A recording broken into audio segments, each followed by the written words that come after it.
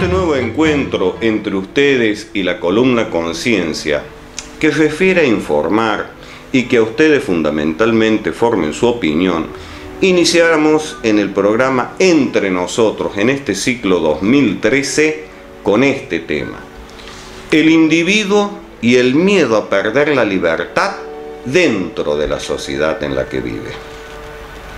Es que el hombre contemporáneo ha creído, y lo que es peor, aún cree fervientemente, en el orgullo de no estar sujeto a ninguna autoridad externa.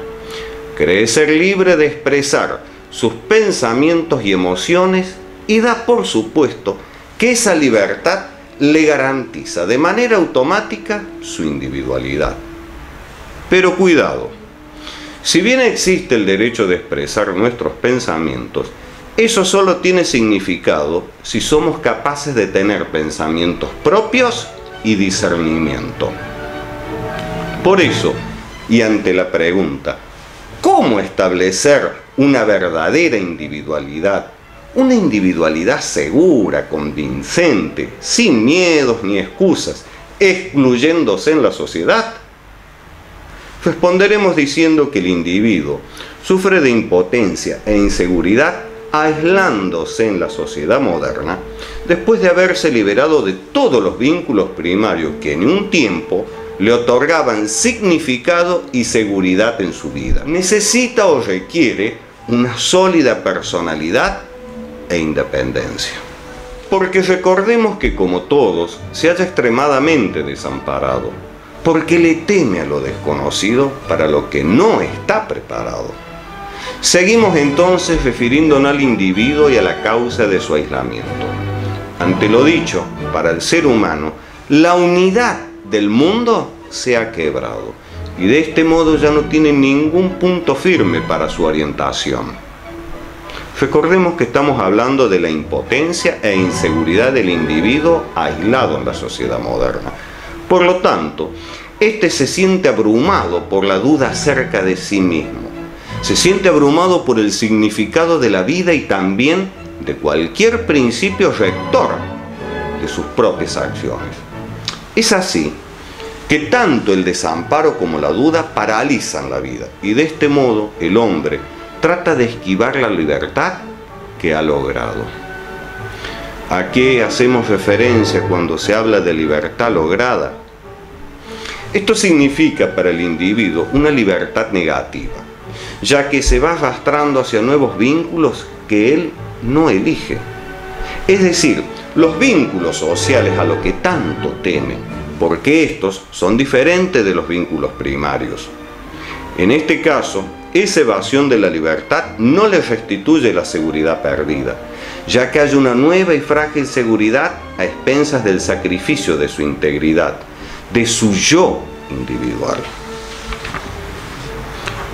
Justamente es tal la inseguridad que prefiere perder el yo, porque no puede soportar su soledad y esto lo conduce a nuevas cadenas.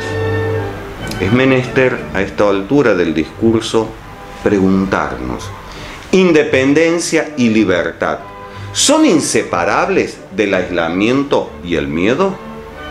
¿O existe, por el contrario, un estado de libertad positiva en el que el individuo vive como yo, independiente sin hallarse aislado, sino todo lo contrario, unido al mundo, a los demás hombres y a la naturaleza? Consideramos que este último enunciado es positivo, ya que el proceso de desarrollo de la libertad no constituye para nada un círculo vicioso y que el hombre puede ser libre sin hallarse solo, o mejor dicho, rodeado de multiplicidad de personas, ser crítico sin henchirse de dudas, independiente sin dejar de formar parte integrante de la humanidad. Resulta de todo lo dicho que en esta libertad el hombre puede realizar su yo, siendo lo que realmente es. Y acá requerimos de otra pregunta: ¿en qué consiste la realización del yo? La respuesta nos las da la filosofía. Para algunos filósofos, Quienes han creído que la autorrealización solo puede alcanzarse mediante la intuición intelectual, insisten en la división de la personalidad humana, suprimiendo la naturaleza y conservando la razón. Para otros filósofos, la actividad espontánea del individuo es la libre actividad del yo, lo que implica el significado literal inherente a la palabra latina sponte, la que significa el ejercicio de la propia y libre voluntad. Es que cuando hablamos de la actividad espontánea, no solo se hace referencia al hacer algo, sino a aquel carácter creador que puede hallarse tanto en las experiencias, emociones, aspectos intelectuales y sensibles, como en el ejercicio de la propia voluntad. Es decir, que una de las premisas de esta espontaneidad reside en la aceptación de la personalidad total y en la eliminación de la distancia, como dijeron aquellos filósofos, entre naturaleza y razón, ya que la actividad espontánea tan solo es posible si el hombre no reprime parte esencial de su yo. Entonces, si el hombre llega a ser transparente para sí mismo y si en las distintas esferas de su vida ha podido alcanzar una integración fundamental, está en camino hacia la actividad espontánea. Para comprender un poco más el fenómeno de la espontaneidad, es necesario brindar algunos ejemplos. En primer lugar, conocemos la existencia de individuos que son o han sido espontáneos, personas cuyos pensamientos, emociones y acciones son la expresión de su yo y no la de un autómata. En segundo lugar, hay otras personas que aún careciendo de la capacidad de emociones o acciones, quizá tan solo por el adestramiento, poseen, no obstante, la misma espontaneidad. Haciendo referencia a esta espontaneidad, según el autor Erich Fromm en su obra El miedo a la libertad, quien sostiene desde un análisis histórico la teoría de que el revolucionario afortunado es un hombre de Estado. Todo lo contrario, por el contrario, el hombre que no alcanza el éxito deseado puede convertirse en un criminal.